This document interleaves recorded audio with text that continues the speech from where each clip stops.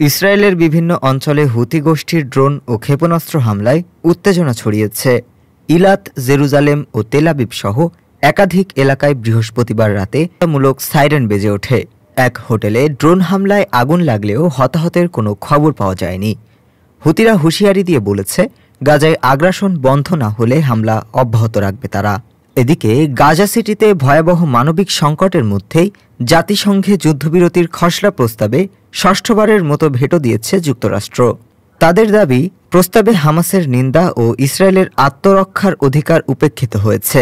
Hamas পাল্টা হুঁশিয়ারি দিয়ে বলেছে, জিম্মিদের আর ফেরাতে চায় না ইসরায়েল। ফ্রান্স, স্পেন ও জার্মানি ইসরায়েল বিরোধী অবস্থান জোরালো করেছে। এদিকে দক্ষিণ লেবাননে হিজবুল্লাহর ঘাঁটিতে ইসরায়েলি বিমান হামলায় নতুন উত্তেজনা দেখা দিয়েছে। ডেস্ক রিপোর্ট, আজ বার্তা।